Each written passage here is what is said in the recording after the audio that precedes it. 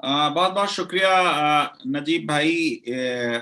एक तो इसे कंसीव करने के लिए कि एक detailed in depth short course जो बहुत रिच है कंटेंट में, उसको आपने ऑर्गेनाइज किया। मैं बहुत मुबारकबाद देना चाहता हूं और शुक्रिया अदा करना चाहता हूं इस इनिशिएटिव के लिए। और ज़कात फाउंडेशन को और जफर महमूद साहब को भी बहुत बहुत मुबारकबाद। ये एक वो सेंट्रल थीम है जिसके सिलसिले में मैं कुछ बातें आपकी खिदमत में अर्ज करूंगा। दूसरे, मैं ये चाहूंगा कि थोड़ा सा आपको बताऊं कि वक्फ लॉ की कितनी अहमियत है, कि बाबरी मस्जिद के केस को हारने की सबसे बड़ी वजह अगर कोई बनी तो वो ये कि मुसलमान या सुन्नी वक्फ बोर्ड ये साबित नहीं कर पाया कि ये एक वक्फ प्रॉपर्टी थी।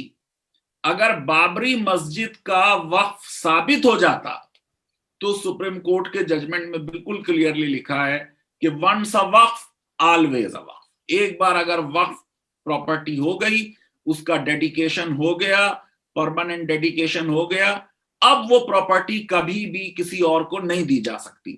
और यही एक बहुत बड़ी वजह थी जिसकी वजह से बाबरी मस्जिद एक्शन कमेटी जो है वो इस केस में कंप्रोमाइज नहीं कर पाई। गो कि मैं समझता हूं कि उन्होंने गलत किया और उलमाए किराम में आपस में इसमें डिफरेंस ऑफ ओपिनियन रहा। अली मियां कुछ जरा सा ज्यादा मॉडरेट इस मामले में थे, उन्होंने कुछ लिखा भी इस सिलसिले में कि बाबरी मस्जिद एक्शन कमेटी का बड़ा सख्त रवैया रहा। और वो रवैये की जो फिकही वजह है वो ये कि जो प्रॉपर्टी वक्फ बोर्ड की नहीं है, जो उस प्रॉपर्टी के हम मालिक नहीं हैं, वो प्रॉपर्टी हम किसी को कैसे दे दें, ये एक बुनियादी वक्फ का जो उसूल था वो बीच में आ रहा था। अब इसका कोई हल अगर हमारे उलमाए कराम निकालते तो शायद बेहतर होता। लेकिन क्योंकि ये बात उसूलन सही है कि वक्फ जो भी प्रॉपर्टी हो गई उसका ओनर अल्लाह सुब्हानहू व तआला हो गए, तो किसी भी शख्स को अब ये राइट नहीं है कि उस प्रॉपर्टी पे वो कोई मिल्कियाना इख्तियार रखे। और इसी की वजह से आप समझ लीजिए गो कि ये बार बार कहा गया कि ये एक टाइटल सूट है और ये कहा गया कि ये एक सिविल सूट है। गो के बाद में सुप्रीम कोर्ट में जस्टिस गगोई ने उसे सिविल सूट की तरह नहीं देखा और 5 जजेस की बेंच बैठा दी, जो मेरे ख्याल से गैर जरूरी थी। देखिए, जो सुन्नी वक्फ बोर्ड है उसने इस केस में कभी भी ये नहीं कहा कि ये हमारी मिल्कियत है, क्योंकि ये कह ही नहीं सकते आप वक्फ की प्रॉपर्टी में, क्योंकि वक्फ की प्रॉपर्टी किसी की मिल्कियत नहीं है सिवाय अल्लाह ताला के। तो थोड़ी सी बात मैं बाबरी मस्जिद के उस जजमेंट में वक्फ से रिलेटेड आर्गुमेंट्स में क्या प्रॉब्लम रही, क्या सुप्रीम कोर्ट ने कहा, उसकी थोड़ी बात करूंगा।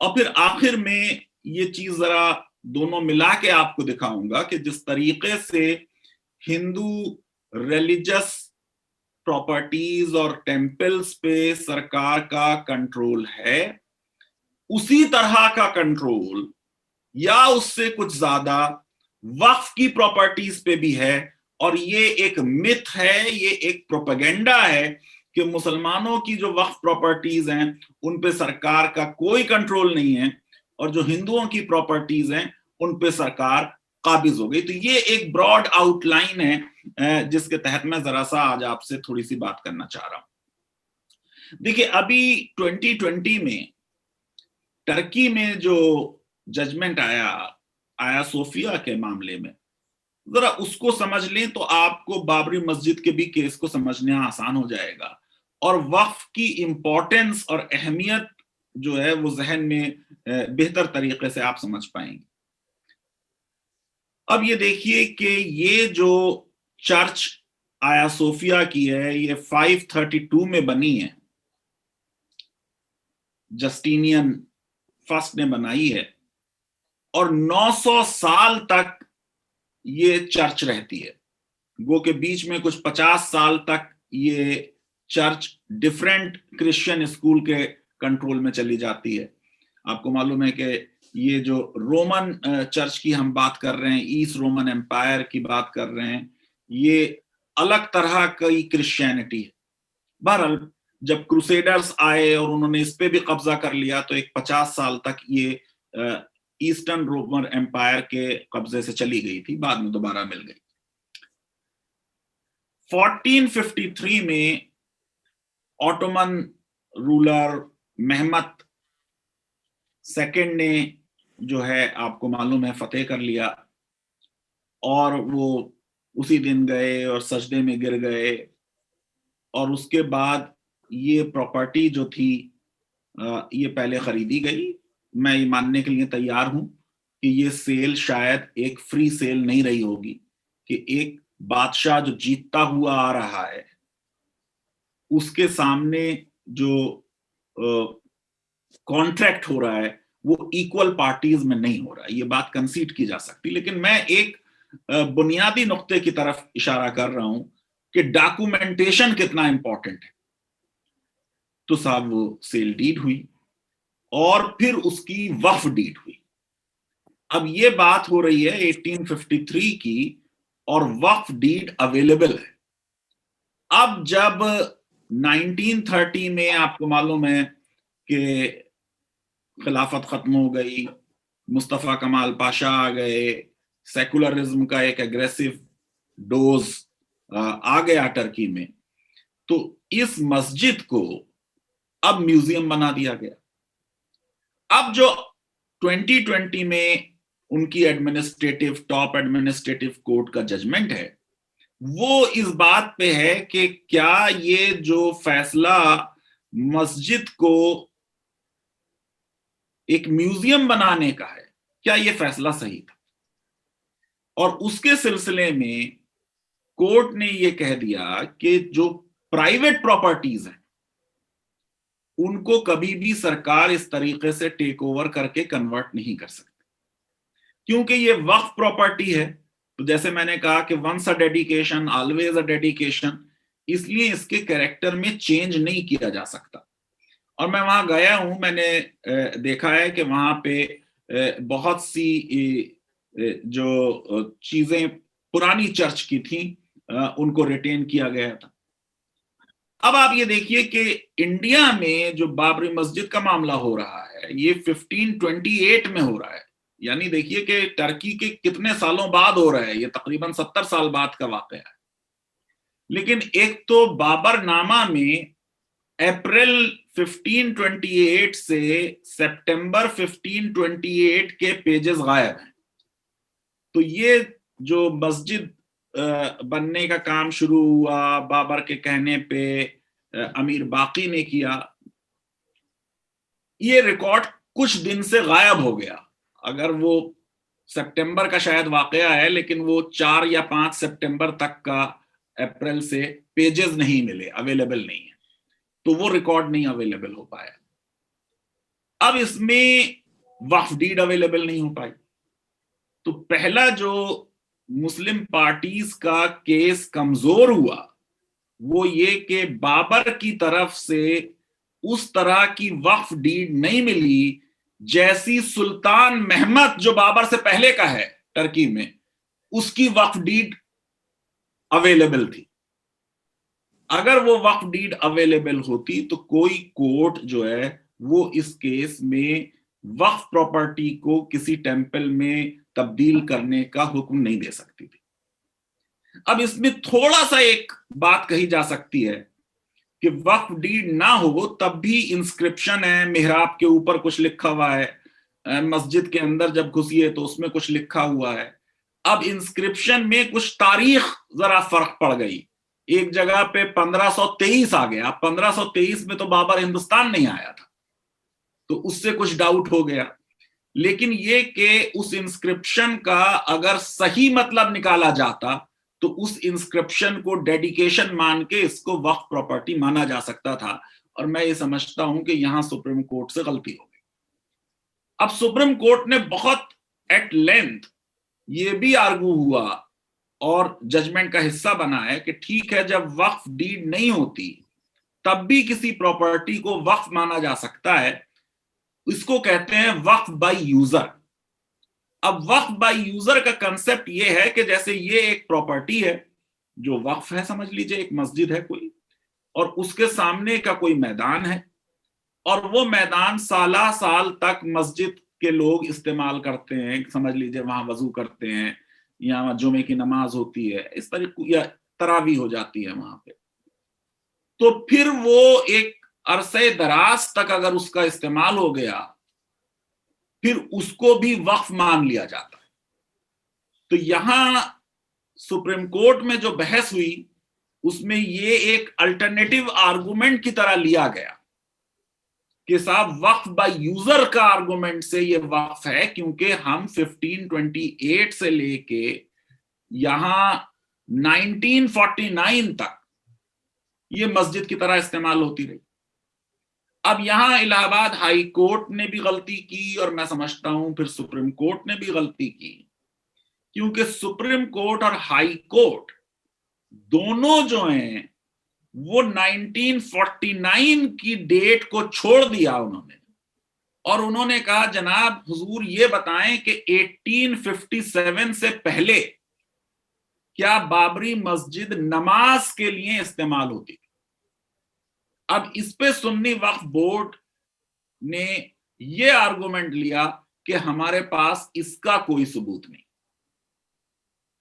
दरअसल पूरी बहस जो है वो इस तरह चली गई कि उसमें यह कहा गया कि साहब 1857 के बाद का तो नमाज के सबूत हैं, लेकिन 1857 से पहले के नहीं।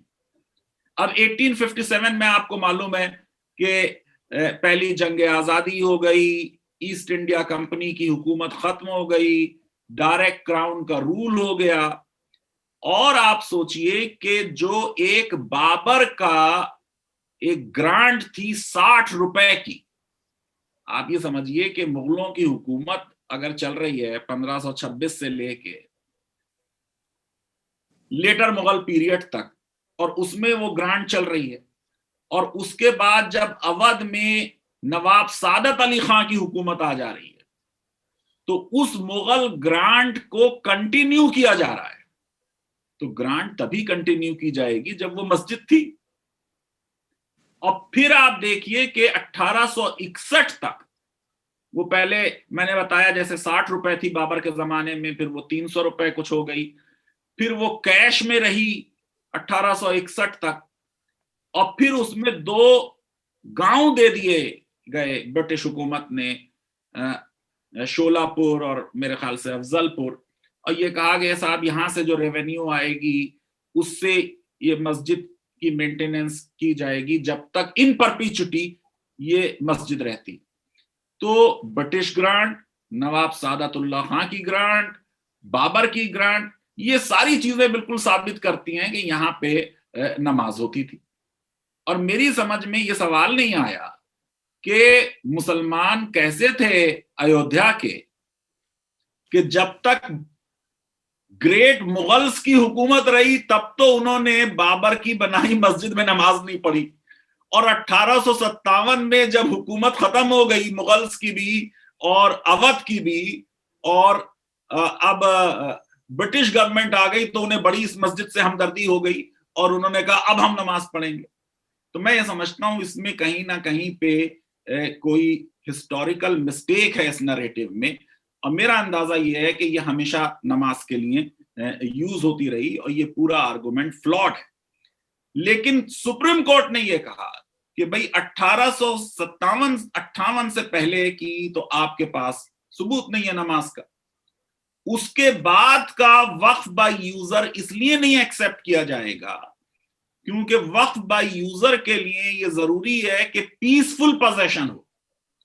आपका पीसफुल पोजेशन नहीं था, क्योंकि जो अयोध्या के हिंदूज थे वो उस पे ऑब्जेक्ट करते थे, और फिर बाद में चबूतरा बन गया और वो आपको मालूम है रेलिंग बना दी गई।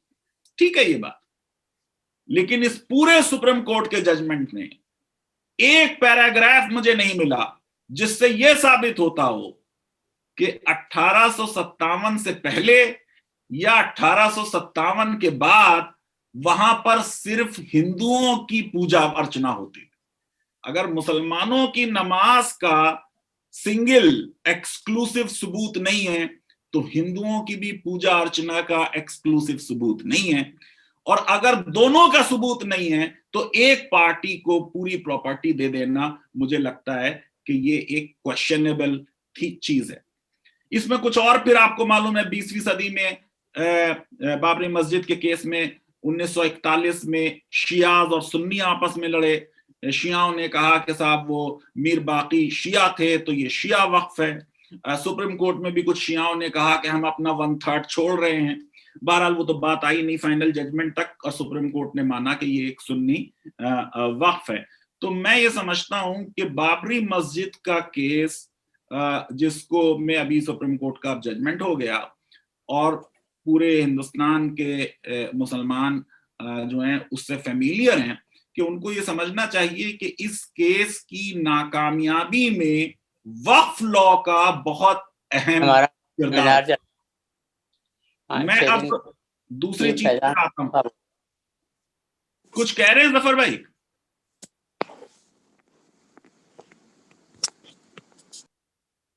अब जो दूसरा मुद्दा जैसे मैंने आपसे लिया कि क्या हिंदुओं के जो टेम्पल्स हैं उन पे सरकार का ज्यादा कंट्रोल है और मुसलमानों के औकाफ को सरकार ने छोड़ रखा है और ये अपीजमेंट ऑफ माइनॉरिटीज है और ये अक्सरियत के साथ जुल्म है।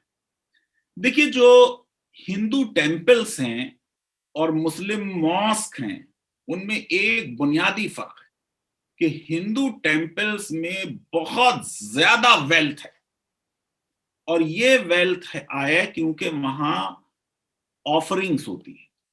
मस्जिद में कोई ऑफरिंग नहीं होती। हम सब लोग जो फैमिलियर हैं इस सिस्टम से वो जानते हैं कि उनको तो बिजली और पानी और इमाम और मुअज्जिन की तनख्वाहें देने के लिए पैसे नहीं होते हैं और वो मोहल्ले वाले जो हैं वो हर जुमे में चंदा करते हैं और उससे वो दिया जाते हैं। ऑन द कंट्रेरी अगर आप देखें कि हिंदू टेम्पल्स बहुत ज्यादा रिच हैं, बहुत वेल्थ है। आज की तारीख में तिरुपति के टेम्पल को हर साल 200 करोड़ रुपए की इंटरेस्ट की आमदनी है। ये जितनी टेम्पल्स के ऊपर हमले महमूद गजनवी वगैरह के हुए, इन हमलों की वजह भी टेम्पल्स में पैसा था।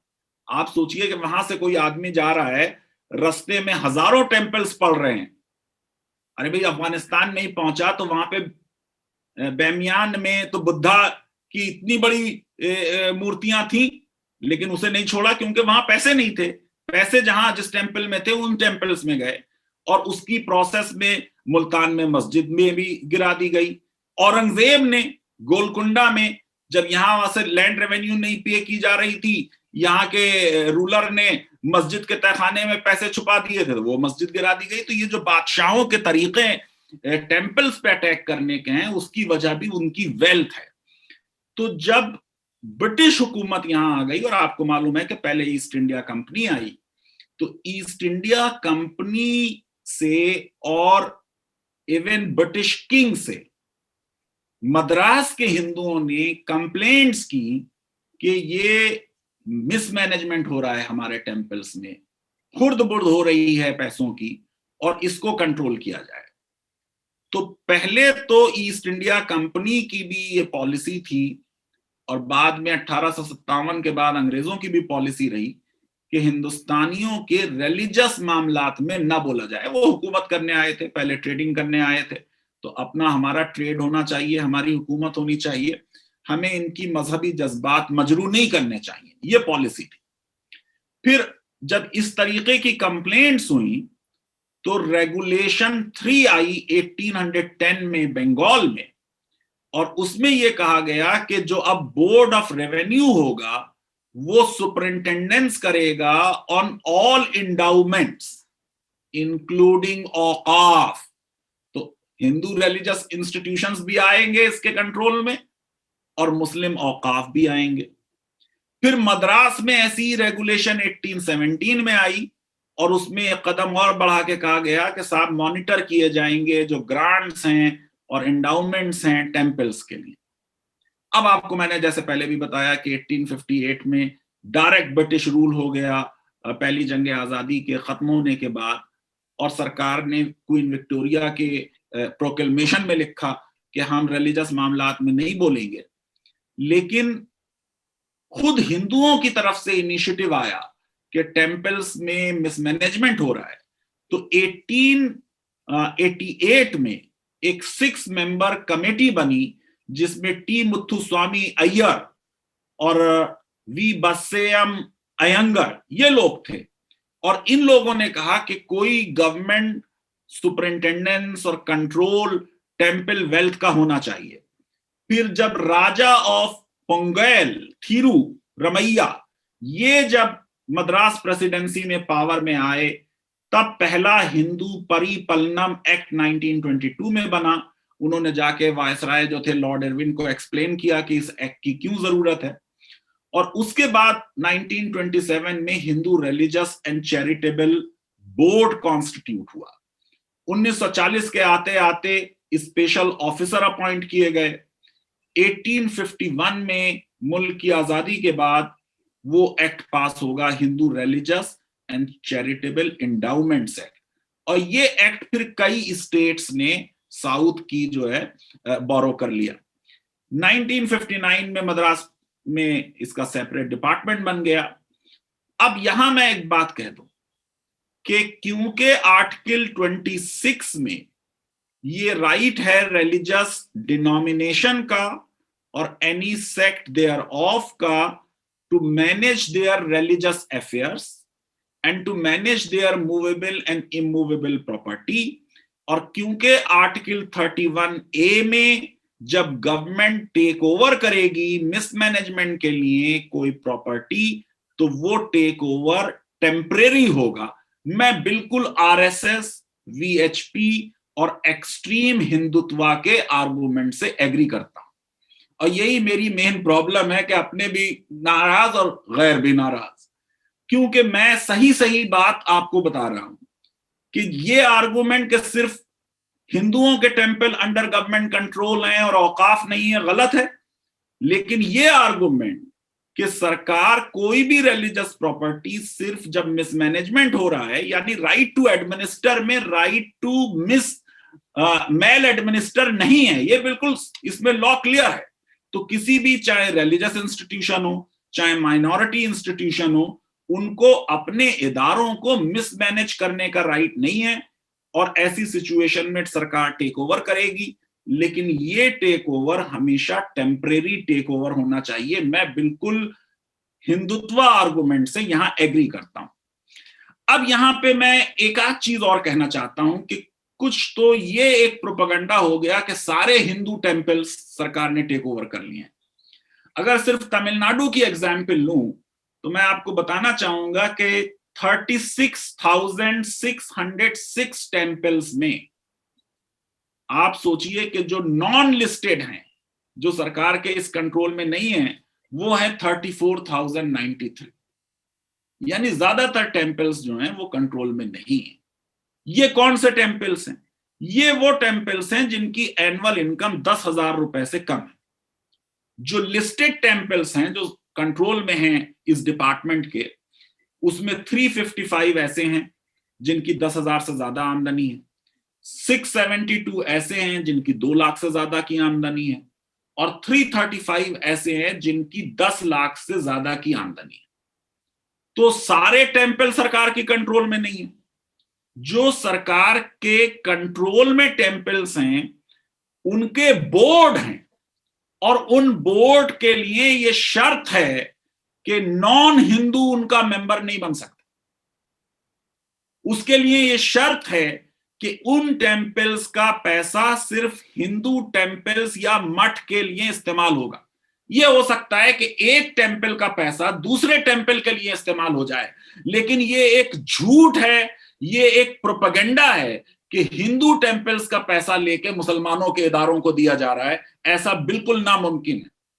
और ये जब एक बोर्ड है तो वो बोर्ड मैनेज करता है, वो बोर्ड भी ओनर नहीं है प्रॉपर्टी का।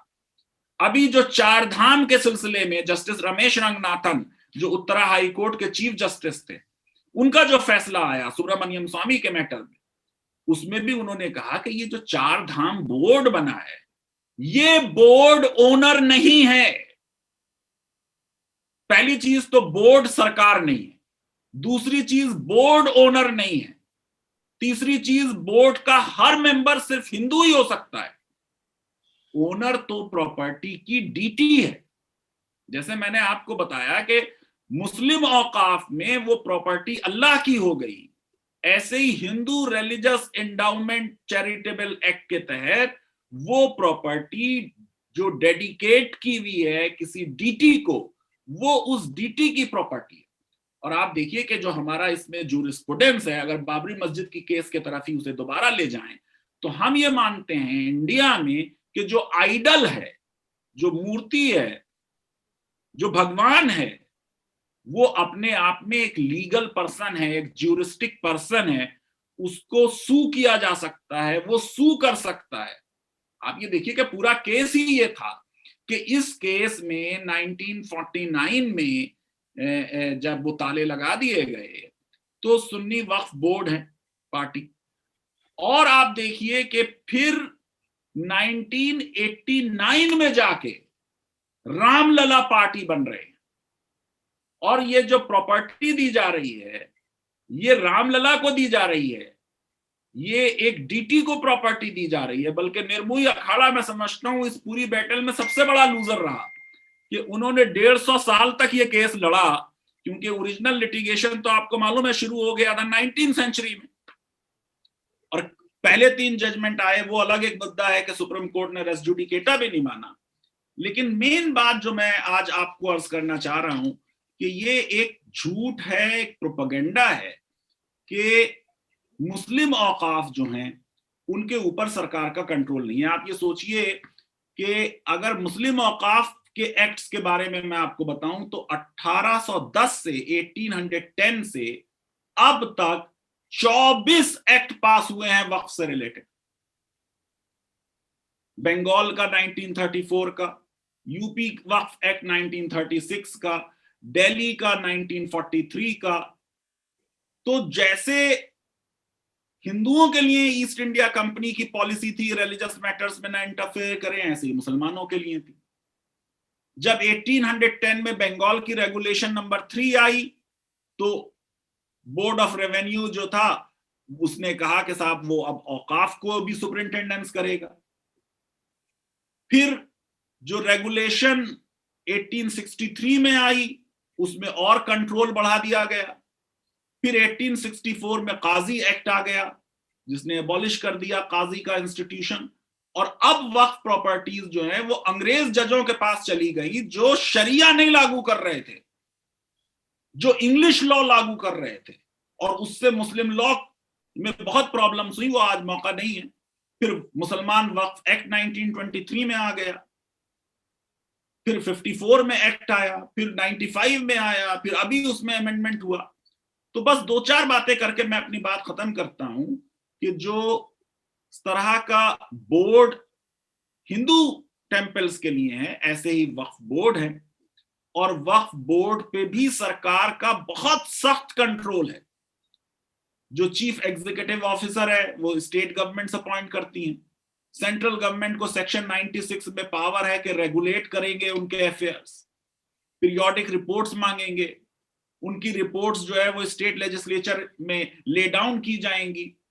स्टेट गवर्नमेंट, सेंट्रल गवर्नमेंट जो है वो जनरल और स्पेशल डायरेक्शंस देगी, और डायरेक्शंस बोर्ड मानेगा। दिया है कि बोर्ड शैल कंप्लाई, बोर्ड का टेक ओवर कर सकती है सरकार। तो मैं ये समझता हूं फाइनेंशियल इरेगुलरिटी है तो उसको सुपरसीड कर सकती है कि जिस तरीके का कंट्रोल, इवन गुरुद्वारा प्रबंधक कमेटी का एक्ट बना, देखिए 1925, ख्वाजा साहब दरगाह का एक्ट बना 1955 में। तो जो गवर्नमेंट का कंट्रोल है वो हिंदू टेंपल प्रॉपर्टीज पे भी है, वक्फ प्रॉपर्टीज पे भी है। दोनों जगह गवर्नमेंट का और सुप्रीम कोर्ट के बहुत से जजमेंट हैं इसमें। जो सेंट्रल आर्गुमेंट सुप्रीम कोर्ट ने लिया है इस पूरे मामलात में, जहां जहां इसको चैलेंज किया गया, वो ये कि आर्टिकल 26 में जो आपका राइट है रिलीजियस अफेयर्स को मैनेज करने का राइट है, हर रिलीजियस डिनोमिनेशन और एनी सेक्ट देयर ऑफ को इन मैटर्स ऑफ रिलीजन, कोर्ट ने कहा कि ये जो पैसों का मामला है ये मैटर्स ऑफ रिलीजन नहीं है, ये सेकुलर मैटर है। और क्योंकि ये सेकुलर मैटर हैं तो सरकार इसमें अकाउंटेबिलिटी फिक्स कर सकती है, मॉनिटरिंग फिक्स कर सकती है, लेकिन सरकार टेक ओवर नहीं करती। इसमें आपको राइट टू मेल एडमिनिस्टर नहीं है, बोर्ड भी ओनर नहीं है। मैंने जैसे आपसे अर्ज किया कि वो डीटी ओनर है या वक्फ प्रॉपर्टी का अल्लाह ताला ओनर है। कई पार्टीज ऐसे केसेस में कि पार्टी का नाम ये वक्फ अल्लाह ताला वर्सेस सो एंड सो। तो जो बात जिस पे मैं आज खत्म करना चाहता हूं कि चारधाम के भी केस में ये हुआ कि ऑफरिंग हो गई। अब किसी टेम्पल में जो ऑफरिंग में पैसा आया उसमें जब पूजा अर्चना हो रही है, ये रिलीजियस मैटर है। इस मैटर में अब कोई सरकार नहीं बोलने का हक, आर्टिकल 26 का वायलेशन हो जाएगा। जब वो पैसा जमा हो गया, अब वो पैसा कैसे खर्च किया जाएगा उसमें खुर्द बुर्द ना हो जाए, मिसमैनेजमेंट ना हो जाए, उसके लिए इस तरीके के एक्ट्स बनाए हैं। लेकिन जैसे मैंने पहले अर्ज किया कि मिसमैनेजमेंट पे भी सरकार का टेक ओवर टेम्परेरी होना चाहिए, लेकिन यहां सरकार कभी टेक ओवर करती ही नहीं है।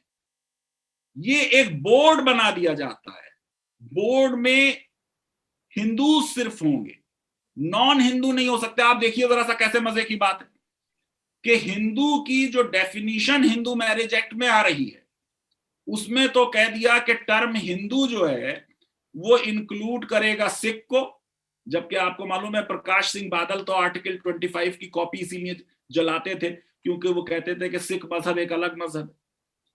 जैन्स को इंक्लूड करेगा, बुद्धिस्ट को इंक्लूड करेगा। जैन्स ने कॉन्स्टिट्यूशन लागू हो रहा है 26 जनवरी 1950 को, अगले दिन 27 जनवरी को लेटर लिखा नेहरू को कि ये हमको हिंदू क्यों कहा जा रहा है। नेहरू का 30 जनवरी 1950 का जवाब है कि नहीं हम इसे ठीक कर देंगे। उसे ठीक करने में सालों लग गए, आज तक भी ठीक नहीं हुआ। बल्कि बाल पाटिल के केस में जब ये क्वेश्चन था कि क्या जैन्स को एक अकलियत माना जा सकता है, तो सुप्रीम कोर्ट का ऐसा गलत जजमेंट आया कि सुप्रीम कोर्ट ने उसमें कहा कि कोई भी रिलीजियस माइनॉरिटी अब ऐड नहीं की जा सकती। अरे भाई, रिलीजन्स तो एक डायनामिक कंसेप्ट है, नए नए रिलीजन बनते रह सकते हैं। तो कोई नया मजहब अगर बनेगा तो आप उसको अब कहेंगे कि हम उसको रिलीजियस माइनॉरिटी नहीं मानेंगे। खैर, बाद में जैन्स को रिलीजियस माइनॉरिटी मान लिया गया। जो बात मैं अर्ज करना चाह रहा हूं कि हिंदू मैरिज एक्ट के लिए, हिंदू लॉ के लिए तो जैन और बुद्धिस्ट और सिख हिंदू हैं, लेकिन ये जो Hindu charitable and endowments act के बोर्ड्स हैं उसमें ये मेंबर नहीं बन सकते हिंदू होने की वजह से, वहां ये हिंदू नहीं माने जाएंगे। तो इसमें हिंदुओं का कंट्रोल, मैनेजमेंट, ऑटोनॉमी है उन्हीं में से कुछ लोगों को लेके, और बहुत से कुछ ट्रस्ट हैं, हेरिडिटरी ट्रस्टीज। तो अगर टेम्पल्स के हेरिडिटरी ट्रस्टीज हैं तो कभी भी गवर्नमेंट टेक ओवर नहीं कर सकती, उनको और ज्यादा ऑटोनॉमी दी गई है। तो मैं समझता हूं कि ये एक प्रोपेगेंडा है। इस प्रोपेगेंडे में जैसे क्लैरिफिकेशंस आना चाहिए, सरकार को जिस तरीके से लोगों को एडुकेट करना चाहिए उन्होंने वैसे एडुकेट नहीं किया, और उसकी वजह से जैसे बहुत से और मिथ हैं कि मुसलमान जो हैं वो ओवर पावर कर लेंगे डेमोग्राफी में और इतने सालों में वो मेजॉरिटी हो जाएंगे, ऐसे ये भी एक मिथ है कि साहब हिंदुओं के टेम्पल्स पे सरकार इंटरफेयर करती है और मुस्लिम औकाफ को छोड़ रखा है। बहुत बहुत शुक्रिया। मैं तहे दिल से अपने जिगरी भाई प्रोफेसर फैजान मुस्तफा साहब का शुक्रिया अदा कर रहा हूं